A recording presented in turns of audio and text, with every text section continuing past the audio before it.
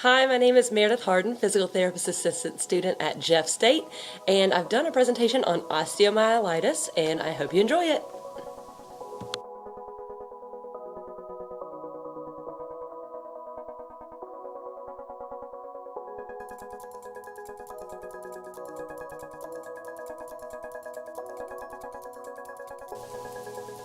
Osteomyelitis is defined as an infection of bone.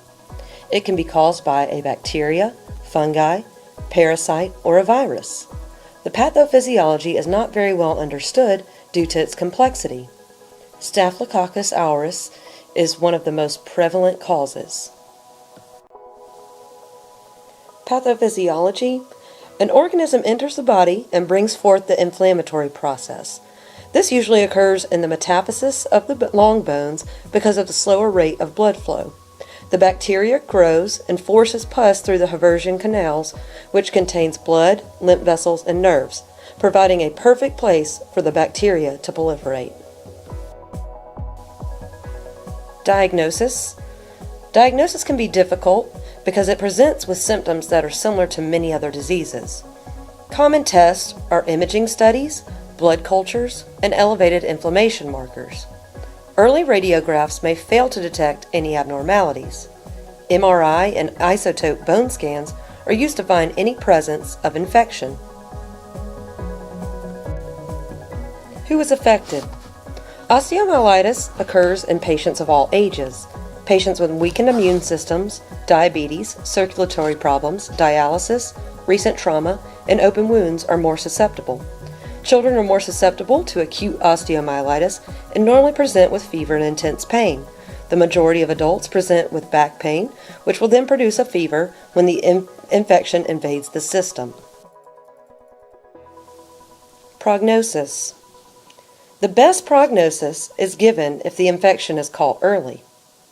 There's a small risk of death for patients with acute osteomyelitis.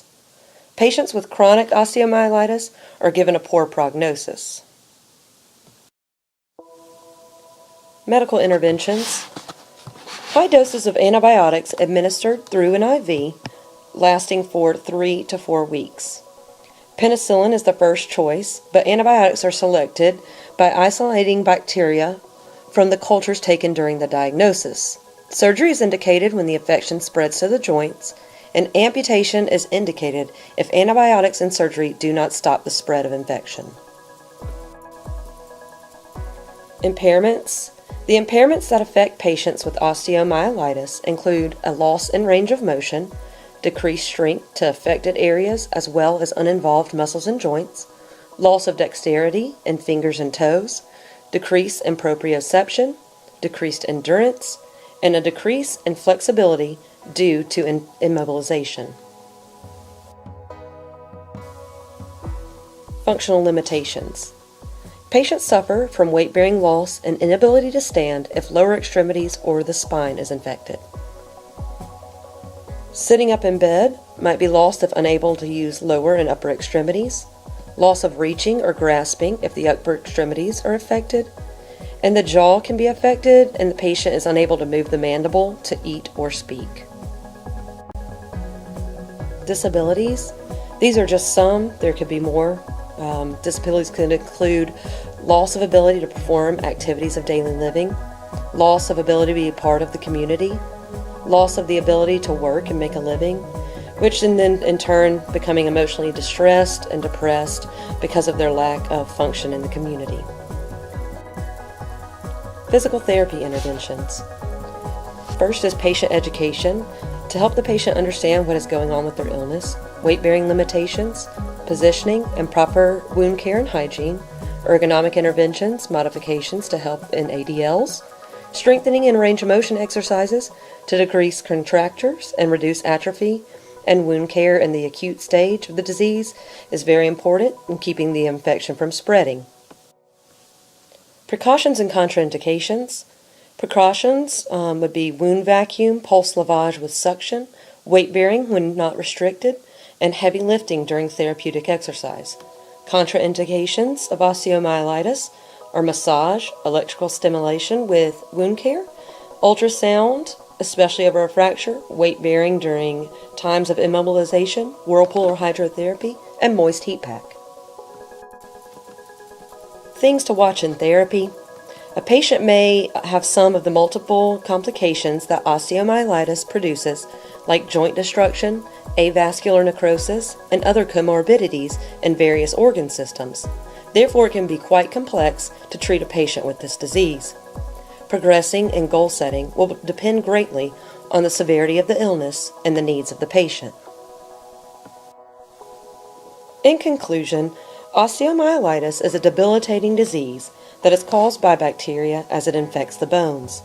It can present as an acute infection or a chronic lifelong issue. Osteomyelitis can affect any age from infants to the elderly. Physical therapy plays a major role in restoring patients that have or have had osteomyelitis to their highest functional level and improve their overall health.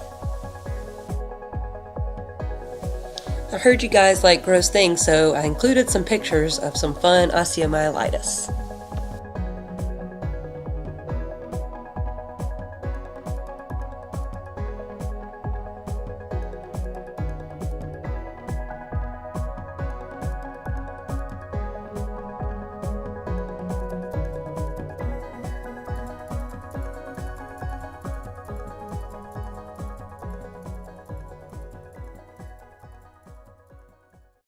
Good old days when the mama sang us to sleep, but now we're stressed out. Wish we could turn back time to the good old days when the mama sang us to sleep, but now we're stressed out. We're stressed out.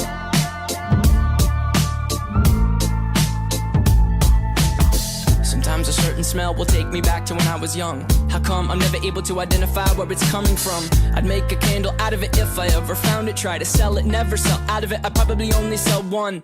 Maybe to my brother, cause we have the same nose, same clothes, homegrown, a stone's throw from a creek we used to roam. But it would remind us of when nothing really mattered. Out of student loans and treehouse homes, we